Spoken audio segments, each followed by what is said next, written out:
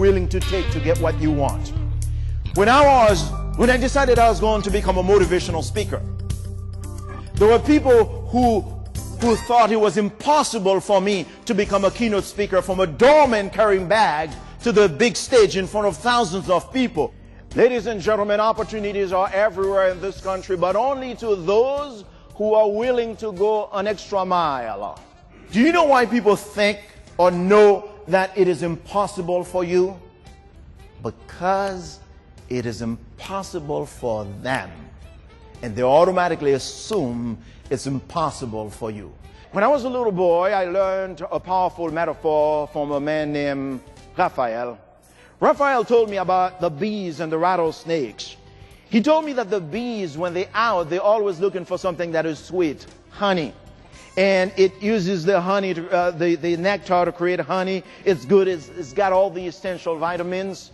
But the rattlesnakes, when it's out, it's always looking for something that is bitter to create the poison in its tail. Unfortunately, so many of us in our society, we are just like the rattlesnakes. We want to find everything that is bitter. And we take the bitterness and we go to the workplace, and we go to churches, we go to different places of gathering, we begin to inject our poison and destroy people's dreams. A lot of people do that. But the bee is a different story. The bee meets you, doesn't even know you, and the bee already finds all your strengths. The bee is a leader that will reach inside of you and find the best and then magnify it in front of your face. But the rattlesnake will do different. They'll meet you in 5 minutes. They don't even know you. Say, child, please, I don't even like him. I don't even like her. I don't know why I don't like you. Maybe you look like an ex-husband or something. And so how do you deal with the rattlesnake around you? Very simple. Pour honey on the rattlesnake. Find the best inside that rattlesnake. And then bring it out, no matter what they say about you. I remember I was dealing with a guy the guy was just like a big rattlesnake. And he was around to destroy me internally. He said some hurtful things to destroy me. But all I did, I kept going around. Every time they mentioned something about him, I would say something nice. I'd put some honey there. Every time I see him, I just shake his hand. How are you? Great to see you. I love your shirt. I love the great things you do. And great family. I keep pouring honey onto that rattlesnake until eventually, slowly, he began to evolve as a bee. Because I put so much honey into him. I want you to make a declaration of independence for yourself, that from this day on you are an extra miler. You will never settle. You know what a champion is? A champion is a person who will go as far as the person can go. When the person reaches the limit, go an extra mile. So I encourage you to go an extra mile. You are watching television. There's not much to see. The remote control is in your hand. You click, click, click, boring television, until you came to this one channel where they are showing the starving children in Africa. Whether you're a businessman or a student or an individual employee, if you've got circumstances that you think are tough, you're not going to believe Rene's story. Growing up as a young child in Haiti, coming to the United States underneath a truck, this man's story is amazing, and we have him on In Depth. He's starving, he's crying, and sure enough, you are not sure he will make it. He's called the village hero. I was born in a little village in Haiti, very primitive. We had no running water, no electricity, and we didn't have any plumbing and no access to medical care.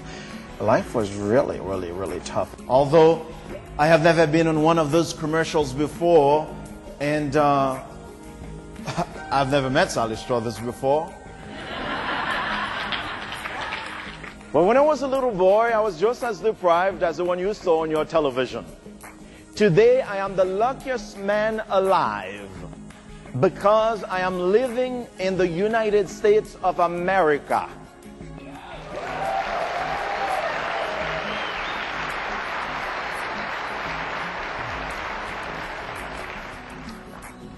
The land of which I'm so grateful for and so many take for granted. The land of opportunity.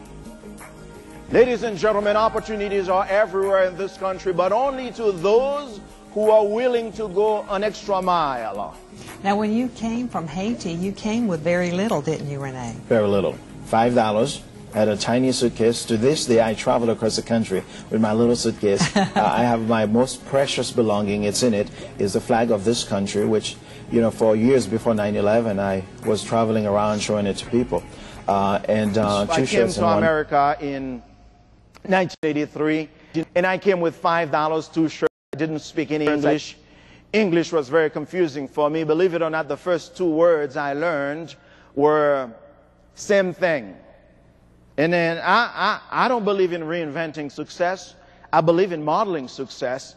You know what I did? I began to use those 2 words to the max. I would go to McDonald's. At the time, they didn't have number 2, number 3, no numbers.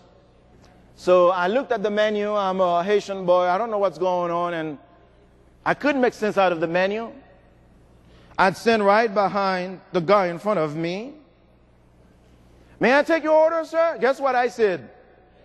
Same thing, I got to eat a lot of same thing I didn't like.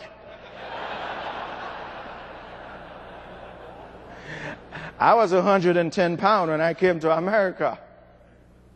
And so I began to use same thing to the max. I would go to, I remember I went to a club by the name of Big Daddy's in Miami. I don't know how many of you are familiar. Anybody from Miami? Here, raise your hands. Miami? Okay, Ray. You might remember Big Daddy's, right? Have I seen you there before? No? No, I haven't? Okay. But I went to Big Daddy's. They were serving drinks. I didn't know all the name of the drinks. I didn't know the name. And I remember I was sitting there, and the lady came, and she asked me what would I like to drink. I had a guy sitting next to me, and the guy just ordered. I said, same thing. Then she threw me a curveball. She asked me this. She said, how would you like your drink, sir? On the rocks? I'm thinking.